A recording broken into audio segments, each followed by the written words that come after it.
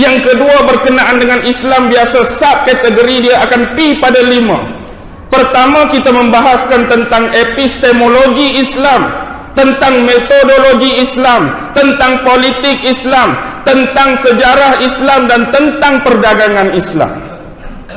Yang terakhir ialah tentang hijrah. Bagaimana hijrah nak membentuk ekonomi Islam yang pernah diterapkan dulu, yang berteraskan sistem dinar dan dirham, yang akhirnya kita ditransformasikan dalam bentuk penipuan menggunakan wang kertas, wang fiat, wang kad dan wang elektronik. Hari ini semua menjadi hamba kepada benda ini, semua menjadi penyembah kepada benda ini, semua menjadi berhala kepada benda ini. Apa dia? Wang kertas. Seterusnya perbincangan tentang energi, saving energy, alternative energy.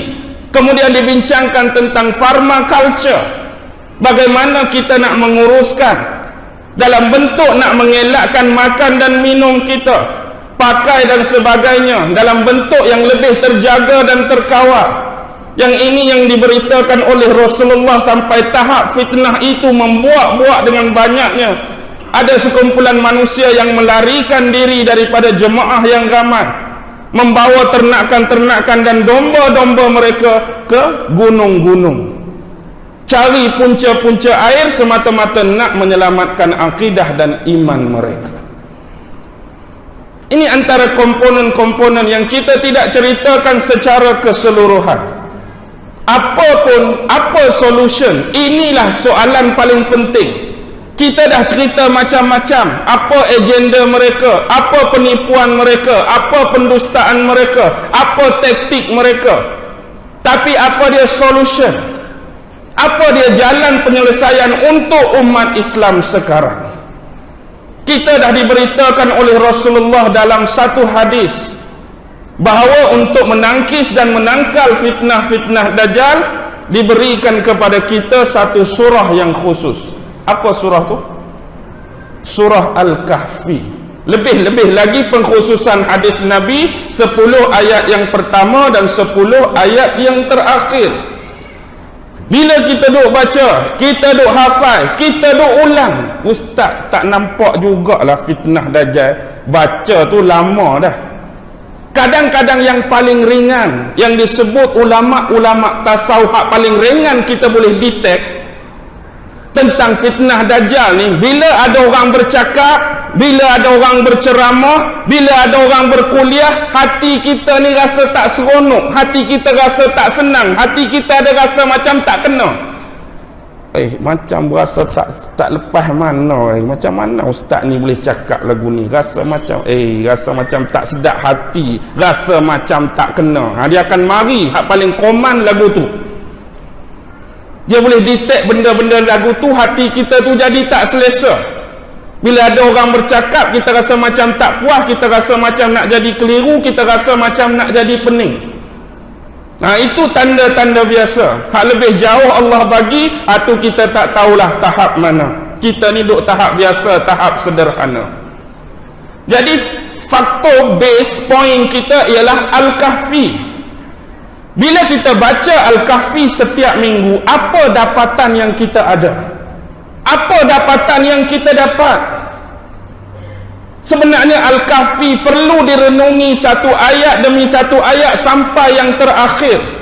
Di sanalah kita gali, kita korek, kita cungkil setiap mata pelajaran dia. Ayat-ayat yang kita anggap sebagai ayat muhkamat dan mutasyabihat dia untuk dibawa di mana? Di sinilah peranan khatib, di sinilah peranan imam-imam. Setiap perkara baru yang berlaku dibawa naik ke atas mimbar-mimbar untuk memperingatkan dari satu Jumaat ke satu Jumaat yang lain. Inilah akan menjadi bagaimana surah ini berfungsi, sebagaimana saranan sunnah dibacakan setiap hari Jumaat sampai hari Jumaat yang akan datang. Kenapa perlu di sini? Nampak tak siapa yang ada di depan? Khatib. Siapa yang ada di depan? Imam. Bila imam di depan, ada makmum, kita duduk dalam apa? Kita duduk dalam rumah Allah, kita duduk dalam masjid. Paksi pertama yang Al-Kahfi nak bagi tahu ialah jatuh bangunnya rumah Allah atas nama surau ataupun masjid. Pembinaan dia perlu di sini. Kita hari ini jam, kita hari ini taruh biru, kita hari ini tak tentu kalu sebab pengurusan di sini masih tak beres. Tengok.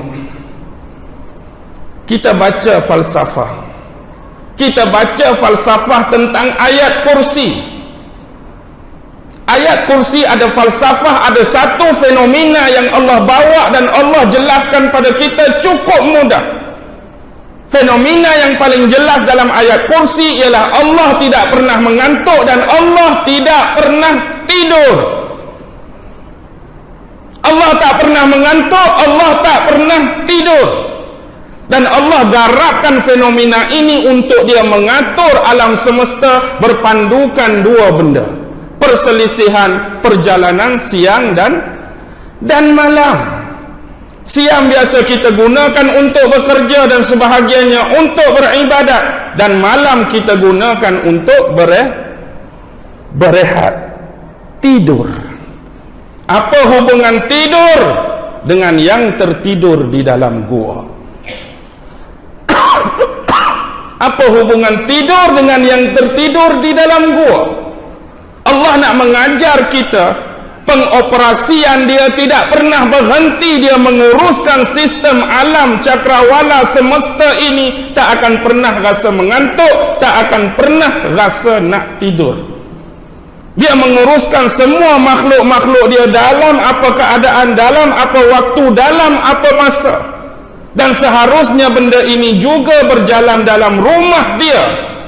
Rumah pemilik yang tidak tidur, rumah pemilik yang tidak mengantuk. Tetapi permasalahannya sekarang bila kita bawa fenomena dan tema ini pada masjid dan rumah kita, pasal apa rumah ibadat kita ada operating hour dia? Pasal apa masjid kita ada operating hour dia? Maksudnya pukul 10 gelap, pukul 10 dah tutup pintu, pukul 10 dah kunci. Dia dilenakan, dia ditidurkan. Bila masjid kita nak bangun? Subuh pagi. Subuh pagi esok baru dia bangun balik. Kita yang menidurkan dia, kita yang melenakan dia. Pasal apa rumah Allah mesti ada operating hour. Sedangkan Allah Tuhan punya rumah tak pernah tidur, tak pernah mengantuk. Dan kita sendiri menidurkan dan mengantukkan rumah dia.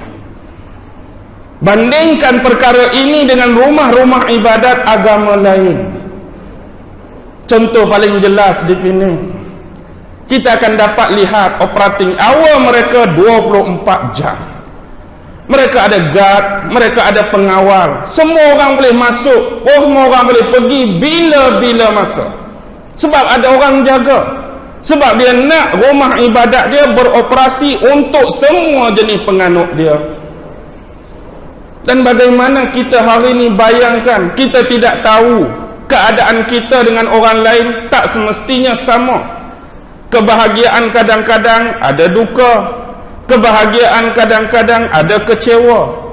Kadang-kadang orang tu pukul 2 pagi baru bergaduh dengan bini, pukul 2 pagi baru dengar berita yang kurang menyenangkan. Dia serabut duduk rumah, dia nak cari ketenangan. Ada baiknya aku pergi mengadu, merayu, menghadap Allah.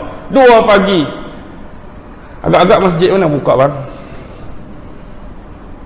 Agak-agak masjid mana buka aku nak sembahyang tahajud lah malam ni. Pi masjid tu tutup, pi depan sikit tutup, pi situ tutup. Sampai ke subuh pun rapat akan tutup. Macam mana? Dan inilah perlu difikirkan oleh pengurusi sampai orang bawah. Pertimbangan dan neraca dia nak memikirkan antara keselamatan aset-aset masjid dan nak memberi laluan kepada orang-orang yang nak beriktikaf. Kita tutup tu sebab nak jaga aset masjid, kan kecurian kan macam-macam kan. Kadang-kadang ada juga orang mari pukul 2, orang mari pukul 3, hak betul-betul. Tapi masjid tutup pula. Jadi perlukan banyak perbincangan, perlukan banyak solution untuk menyelesaikan masalah ini. Bila kita tanya sahabat-sahabat kita berlainan agama, pernah tak berlaku kecurian di rumah-rumah ibadat kamu? Dia kata kecurian ni ada di mana-mana, tetapi tahap dia minima.